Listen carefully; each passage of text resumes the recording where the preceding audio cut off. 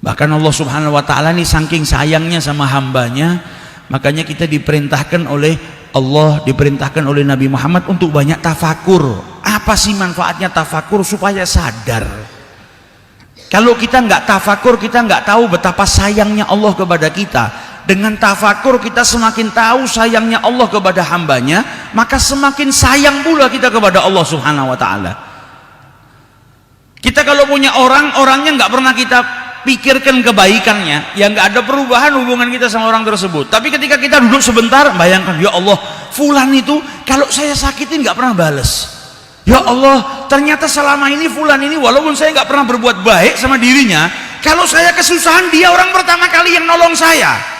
Dengan duduk memikirkan kebaikannya sahabat kita, kita akan semakin tahu betapa sayangnya fulan kepada kita. Tujuannya apa? Kita bisa lebih menghargai orang tersebut dan menyayangi orang tersebut.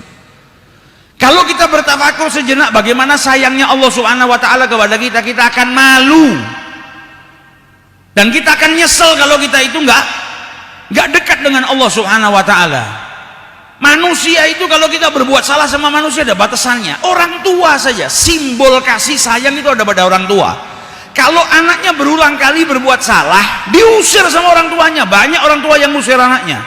Jangan panggil saya orang tuaku, jangan panggil saya orang tua, jangan panggil saya ayah, jangan panggil saya ibu, kau bukan anakku lagi. Banyak yang diusir. Tapi ketika ada seorang hamba yang berlumuran dosa, dosanya banyak, sampai dikatakan oleh Allah kelewat batas, masih dipanggil sama Allah dengan apa? Ibadi. Masih dinisbatkan sebagai hambanya Allah, padahal perbuatannya sudah melewatin batas, keterlaluan. Alladzina asrafu ala anfusihim, dipanggil sama Allah ibadi, hambaku, nggak diusir sama Allah Ta'ala. Dan dalam ayat itu Allah nggak terus mau hukum mereka, mau ngadab mereka. Yang diajak bicara dalam ayat itu sama Allah orang yang kelewat batas, tapi Allah malah motivasi mereka, la taqnatu min rahmatillah, jangan pernah putus asa dari rahmatnya Allah.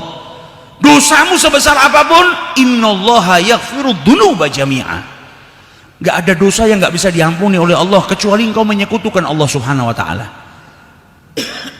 Jika engkau tidak menyekutukan Allah Subhanahu wa taala, maka dosamu kalau engkau meminta ampun kepada Allah akan diampuni, walaupun dosamu sebanyak buih di lautan.